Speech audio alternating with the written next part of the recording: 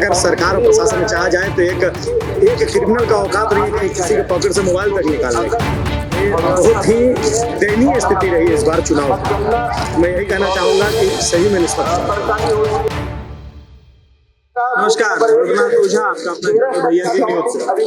आज हम मतगणना हो रही है उस जगह पे मौजूद, हमारे साथ भैरव सिंह भी मौजूद।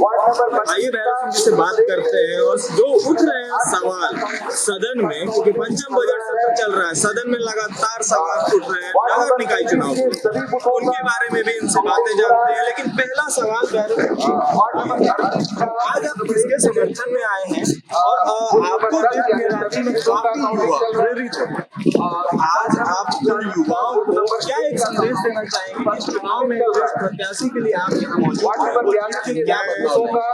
मैं लोकतंत्र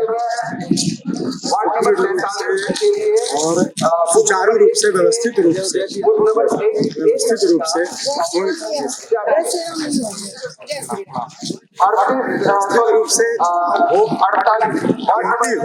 इसके लिए मैं यहाँ और मैं यहाँ किसी प्रत्याशी के लिए नहीं आऊँ, किसी पार्टी के प्रत्याशी के लिए नहीं आया। मैं अगर आया हूँ तो जो समाज के लिए सदैव खड़ी रहती है ऐसी महिला रोशनी कंको के लिए, क्योंकि वो अपनी माँ बहनों की रक्षा के लिए और समाज की सुरक्षा के लिए, समाज में बढ़ रहे भ्रष्टाचार, बढ़ रहे अपराध के विरोध करने के कारण मेरे साथ वो जेल भी गई है, इसलिए मैं उनके लिए खड़ा हूँ। तो आज के युवाओं को ऐसा कौन सा विजन दिखाना चाहेंगे आप कि, क्योंकि अभी जैसा देखने को आया नगर निकाय चुनाव में काफी ही ज्यादा कम रांची के राजधानी से वोट पड़ा। देखिए, कारण ये है कि आपको ध्यान में होगा, सभी न्यूज चैनलों ने इस बात को दिखाया कि 20,000 से अधिक लोग वोट देने से वंचित रह गए, क्योंकि उनका वोट जो है अपने वोट को छोड़ करके दाया बाया इधर उधर हो गया था। एक ही परिवार का पति का वोट कहीं अलग है, पत्नी का वोट कहीं अलग है, भाई का वोट कहीं अलग है, माता पिता का वोट किसी और है। जिस कारण 20,000 से अधिक लोग वोट देने से वंचित रह गए।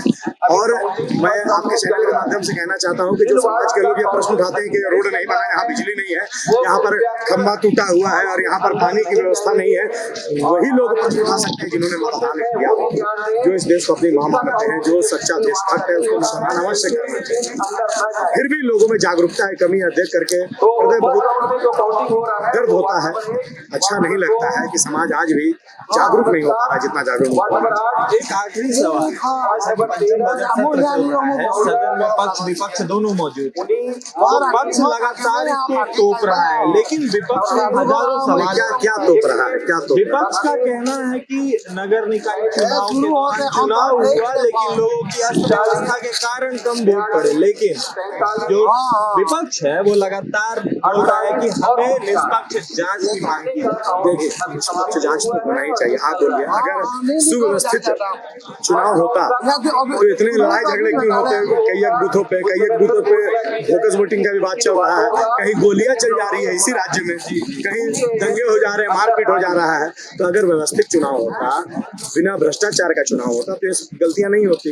प्रशासन है, इतने बड़े बड़े अधिकारी हैं, पूरा राज्य सरकार इसमें लगा हुआ है और इसकी व्यवस्था में फिर भी कहीं ना कहीं अव्यवस्थाएं आ रही हैं। अगर सरकार और प्रशासन चाह जाए तो एक क्रिमिनल का औकात नहीं है कि किसी के पॉकेट से मोबाइल तक निकालने की। लेकिन ये बहुत ही दयनीय स्थिति रही इस बार चुनाव की। मैं यही कहना चाहूंगा कि सही में निष्पक्ष। अभी हमारे साथ मौजूद थे भैरव सिंह जी, उनसे हमने काफी बातें की और जो पक्ष विपक्ष की बातें चल रही है या आम जनता की बातें चल रही हैं, सारी बातों के लिए हमसे जानकारी ली गई।